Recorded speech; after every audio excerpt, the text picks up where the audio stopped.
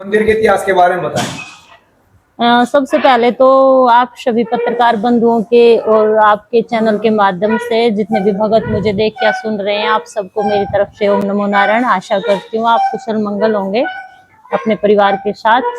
तो आपने मुझसे प्रश्न किया है कि इस मंदिर के इतिहास के बारे में। देखिए, बड़ा ये प्राचीन और दिव्य मंदिर है। यहाँ बहुत से लाखों लोगों की आस्था जुड़ी है और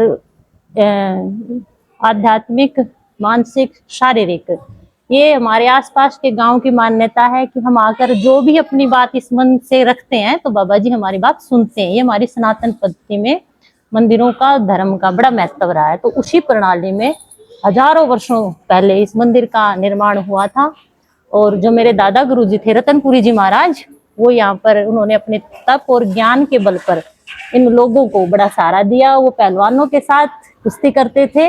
आप देख सकते हैं कि आज बामड़ा गांव में इसको एक पहलवान के नाम से भी जानते हैं। और उन्हीं की कृपा से, उनके आशीर्वाद से, बाबा सिद्धगिरी और बाबा सूरतगिरी महाराज के आशीर्वाद से समस्त बामड़ा के भक्तों के साथ हम सब ने अब इस मंदिर के निर्माण की ओर कदम रखा है, जिसे हम बंसीपाल पत्थर के सहायता से, या मैं ऐसा कहूं कि इस मंदिर का जो निर्माण होगा वो पूरे तरीके से बंसीपाल पत्थर से निर्माण होगा। जो राम मंदिर में जो मंदिर वो पत्थर लगाया गया है।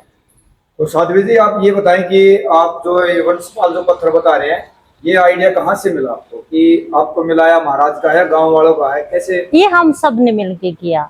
ये हम सब ने मिलके किया और हम सब की ये मान्यता है, चाहे यहाँ पर IAS है, ब्रिगेडियर है, DSP है। देखिए, बामड़ा एक पहलवानों की भूमि है और ये बड़े, यहाँ के जो बच्चे हैं बड़े आस्तिक हैं, यहाँ के जो भगत है बड़े आस्तिक हैं। 10-12 सालों से मैं यहाँ आती हूँ, कथा करती हूँ, देखती हूँ कि ये हर काम हम सब मिलके करते हैं। और हमें ऐसा लगता है कि ये सब प्रेरणा हमें हमारे बाबा जी, बाबा सिद्धगिरी और सूरतगिरी महाराज जी देते हैं। भैया, आपको क्या लगता है कि ऐसा निर्माण होने के बाद यहाँ के लोगों की आस्था बढ़ेगी यहाँ पे? देखिए, आस्था समय के अनुसार एक परिवर्तन होता है, तो समय के अनुसार शायद ये परिवर्तन होने जा रहा है। लेकिन आस्था में पहले भी कमी नहीं थी, आस्था में अब भी कमी नहीं है। और आस्था हमेशा रहती है। भैया, थोड़ा जो आप कथा कर रहे हैं उसके महत्व के बारे में बताइए। ये हम सब ने मिलकर 10-11 साल पहले ये एक बात रखी थी कि हम साल में 2 प्रोग्राम करेंगे। एक हमारे दादा गुरु की बरसी भंडारा जो दिसंबर में आती है, और दूसरा श्रीमद् भागवत कथा गुरु पूर्णिमा के अवसर पर ये होती है, और एक भंडारा अब होता है। जैसे कि भागवत कथा आपने रखी है 7 डे की, 7 दिन की, इसमें क्या कुछ विशेष रहेगा? भैया, ये श्रीमद् भागवत कथा जीवन जीने की कला है। भक्त किसे कहते, संत किसे कहते, गृहस्थ के क्या लक्षण है, ब्रह्मचर्य का पालन कैसे करें। हमारे जीवन में जितनी भी चीजें सीखने को हमें मिलती हैं, मैं मानती हूँ कि जीवन जीने की कला जिसको आ गई वही जीवन को सुंदर तरीके से जी सकता है। ये भगवान श्री कृष्ण की कथा है जो 16 कलाओं से संपूर्ण है। सर्व सिद्धांत निष्पन्नम संसार भय नाशनम जन्मांतरे भवेत पुण्य तदा भागवतम लभेत। तो श्रीमद् भागवत कथा का पाठ हमें करना चाहिए और इसको पढ़ना चाहिए। ये जीवन जीने की कला सिखाती है। जैसे कि 7 दिन की कथा आपने रखी है, इसमें जो टाइमिंग समय क्या रहेगा कि अगर गांव वाले आना चाहें और भागवत कथा में शामिल होना चाहते हैं तो क्या कुछ रहेगा टाइमिंग, बताएं। गांव वाले तो भैया कई सालों से ये हो रही है तो वो तो आते हैं, लेकिन इसका समय है 12 से लेके भगवान की इच्छा तक। ये दोपहर का टाइम रहेगा या शाम का रहेगा? दोपहर का ही टाइम रहेगा। इसमें क्या कुछ विशेष महाराज जी बाहर से आएंगे या कुछ अपने गांव वाले ही कथा करेंगे, कुछ ऐसा बताएं। कथा तो भैया मैं ही करूंगी। अच्छा। बाबा जी की इच्छा है, इन सब के प्रेम से और इनका सबका मन है कि मैं ही करूँ। तो 7-8 साल से शायद मैं ही कर रही हूँ। और यहाँ सब आते हैं सुनने। तो गांव की महिलाएं भी इसमें शामिल होंगी? हाँ, आज महिलाओं के बिना शायद कथा संपन्न भी नहीं होगी। आज बहुत सी लेडीजों ने, देखो बारिश इतनी भयंकर थी फिर भी आप देखना। आज जो कलश यात्रा थी उसमें काफी भीड़ देखने को मिली। पिछले साल जो कलश यात्रा थी उसमें काफी जाम लगा था। हाँ जी, हाँ जी। तो अब की बार क्या कुछ आइडिया था, कितनी महिलाएं पहले से ज्यादा थी या कम थी? नहीं, बारिश थी, लेकिन बारिश की वजह से भी कलश शायद उन्होंने नहीं उठाए, लेकिन वो पैदल हो ली घर से निकलते। अच्छा, श्रद्धा इतनी थी कि बस हाँ, हमारे बाबा जी के प्रति सबकी श्रद्धा है, बच्चे से लेके बड़ा सब पूरी श्रद्धा के साथ मानते हैं। हम हर काम उनसे पूछ के करते हैं। उनको जैसे कि आपने बताया कि राम मंदिर जो मंदिर बना, उस जो पत्थर है वो यहाँ पे यूज होगा।